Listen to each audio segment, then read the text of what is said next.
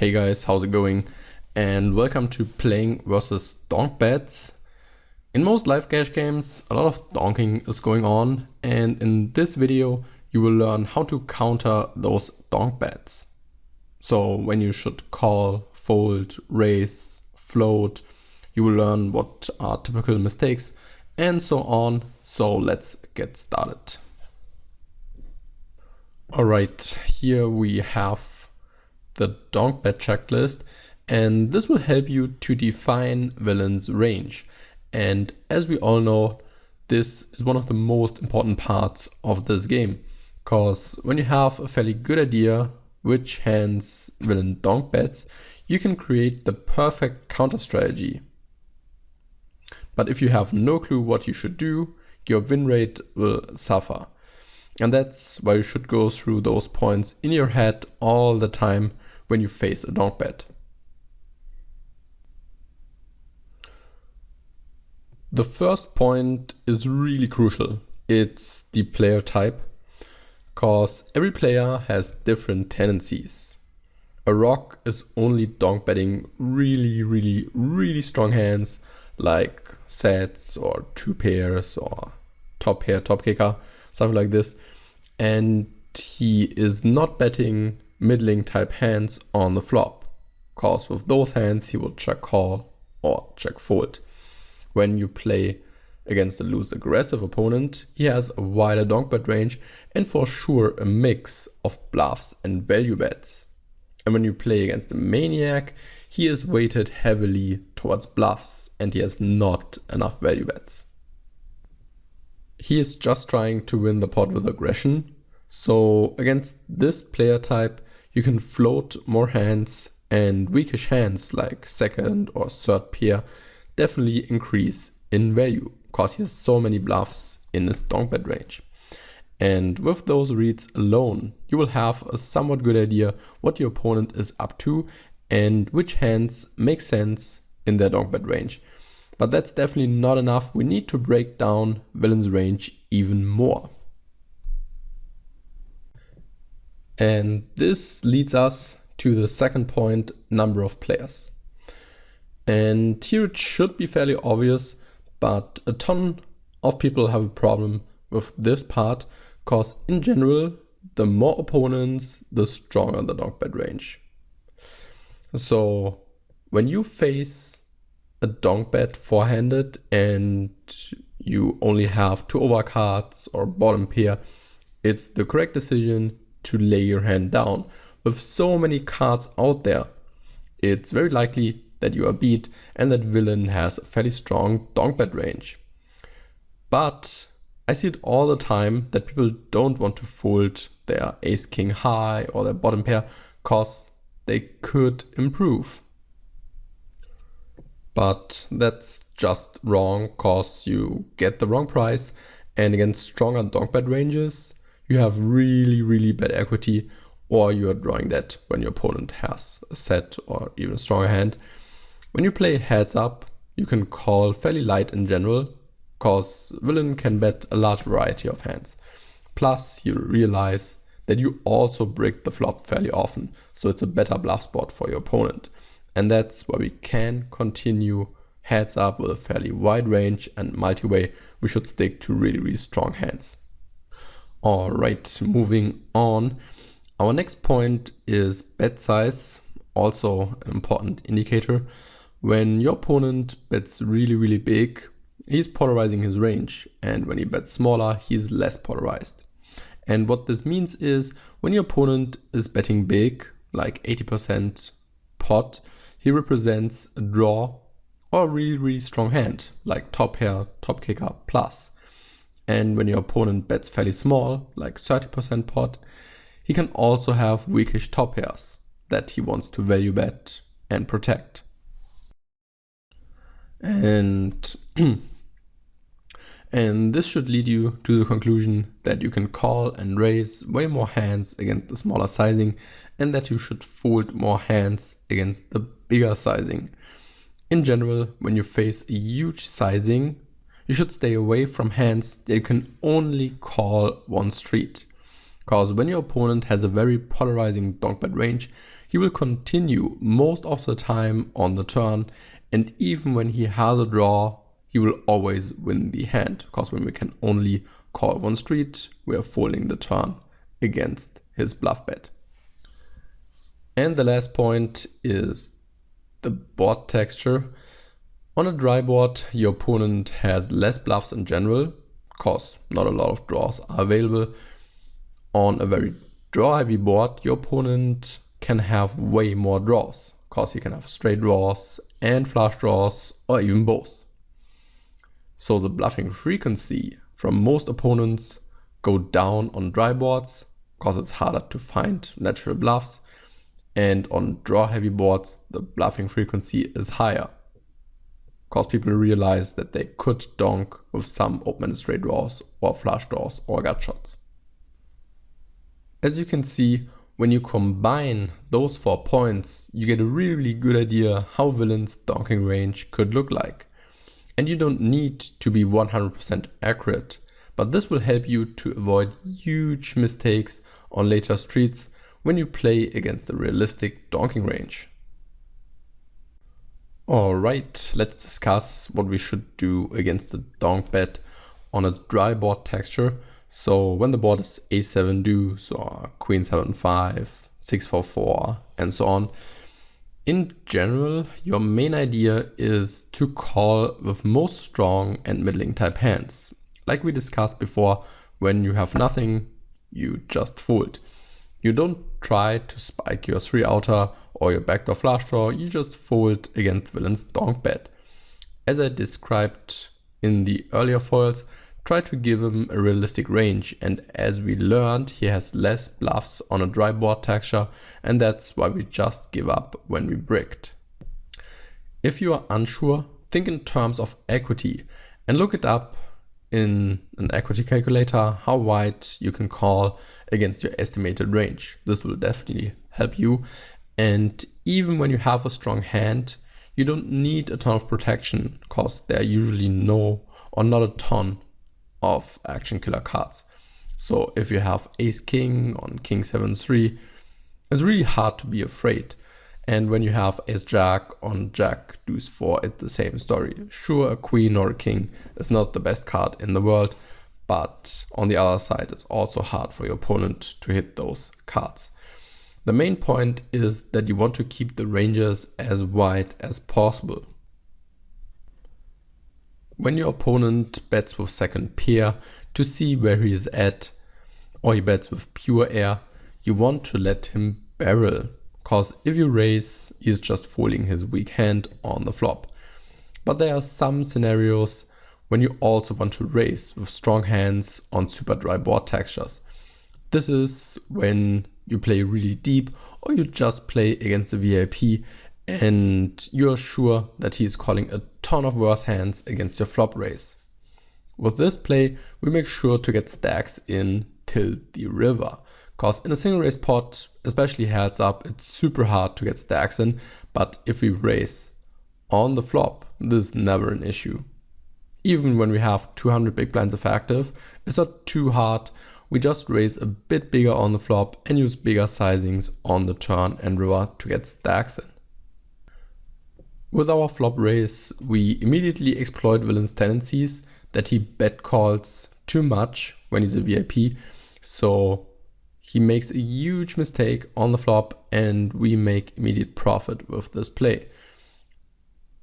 When the effective stack size is super shallow, like 50 big blinds or even below 50 big blinds, you should never raise the flop with a really strong hand, because we can always get the money in super easy on later streets. We just say call, call, call, and all the money is in the pot. And if he checks, we still have the option to bet ourselves. And like I already mentioned, it's not important to get all the money in on the flop. We want to keep the ranges as wide as possible, because then your opponent will make way more mistakes on later streets. Okay, let's continue with the opposite. What should we do on a draw-heavy board texture? On draw-heavy board textures, we should raise most strong hands on the flop. The reason is simple. cause there are a ton of bad turn cards that scare us or our opponent. And on the flop, we have a really strong hand and we want to get all the money in now when we are a huge favorite against his range, against his mate hands, and also against all the draws. The turn card can change everything, and important is that your opponent will also broke enough worse value hands on the flop. When this is the case, go for the flop raise, but never raise middling type hands on the flop. With middling type hands, you should always opt for a call.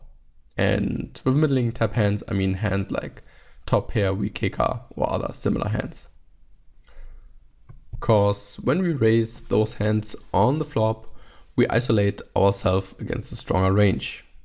And this means villain will call some draws, but he will also call all the stronger hands, because he has also top pair hands with a better kicker and even stronger hands. And we can't be sure that he's calling enough worse hands after we raise the flop. And that's why it makes sense to be really polarized with our flop raising range on draw heavy board textures in general. When we start raising middling type hands on the flop, we get into huge problems on later streets. The problem is always when the draw gets there, we always fold, cause he could have the draw, and when the draw bricks, he has all those better mate hands, so we fold also, and that's why we should stick to the more polarized raising range on the flop. Of course, against the really good rack, you can also opt for a call with some strong hands in your range. Otherwise, you're not able to raise often enough for value on the turn, cause you are capped when you fast play all your strong hands on the flop. And we also can call down enough hands when he bets flop, bets turn, and fires again on the river. And yeah, we get a problem on so many run out, and that's also the reason why you want to have some strong hands in your flop calling range. So especially against thinking players, you should mix it up, and when your opponent is a VIP or not paying attention or he has a bad game plan, just try to exploit him. Okay, I think now you have a fairly good idea how you should approach a donk bet in general. Let's continue now with typical mistakes that I see on a regular basis in my casino and in other live games. The biggest mistake is for sure floating way too wide against huge donk bets. As I explained, the bigger the sizing, the stronger the range. And that's why there's no need to defend very weak hands against big sizings or strong ranges. The next huge problem is that people start bluff raising with trash hands. They don't know how to counter those donk bets, and they think they need to win nearly every pot, but that's just wrong. Most opponents exploit themselves by donk betting too wide and having unbalanced ranges or an unbalanced approach overall. So your approach should be just try to play your range as good as possible, and there's no need to bluff raise with hands that have 0% equity when you get called. And the reason is pretty simple, because you have so many better hands to do this with, right? You have open-ended straight draws, you have flush draws, you have all those strong hands, and with those hands it's totally fine to start raising with some frequency on the flop. But when you have nothing, you have two undercards and you bricked, you just fold on the flop. Let villain take this pot, no problem. And remember that you are allowed to fold a lot of hands, especially when your opponent bets on the bigger side. You should really try to find a reason why the raise or the call is better than the fold. The next problem is overplaying one pair hands. So they raise hands like top pair no kicker or even second pairs for value with a huge sizing on the flop. So the opponent bets and they make it like 4x, 5x from time to time. And with this play, they get into horrible turn and also horrible river scenarios. Because when you think about it, you're going to realize that the problem here is that villain has to play perfect against your line. Because when he has nothing, he has to fold his hand. And when he has a stronger hand, he's usually not folding. And yeah, he's also continuing with some strong draws, but even against those hands, we are never a huge favorite when we have a top pair no kicker type hand on the flop. As you see, with such a play, you're just isolating yourself against a stronger range on the flop, and that's why you should always raise with a very polarized range on the flop. So you raise really strong hands and you raise bluffs. And yes, that's very general and depends on the exact circumstances. So when a rock is betting 5-handed pot size or another really big sizing, or on the other hand a maniac is betting 30% pot and we're heads up, that's a completely different story and we should definitely defend other ranges. But I think you get the point how you should think about their donk bet ranges and how we can counter their strategies. And sure, against the maniac you can raise lighter for value on the flop. Just try to explain to you why a raise is more profitable than the call or the fold. Try to think about worse hands that are going to continue against your raise. And think about how you can play the turn and the river on different cards. So when the draw gets there, when the turn is a brick, when the turn is an overcard, that you're always prepared for the later streets. Another huge mistake is that people raise way too small for value on the flop. Especially on very heavy board textures, that's a huge problem. And it's a problem because you give villain the correct price to outdraw you. Always look at the pot size and not only the bet size. Because some opponents just bet really small, right? So always make sure you know how much money is in the pot and then you can raise accordingly. And in those situations, you should definitely raise big enough to deny equity and also think about how big you would raise when you bluff raise with a draw. And you should pick the same sizing with your value hands, because otherwise that's pretty easy to exploit and you don't want that.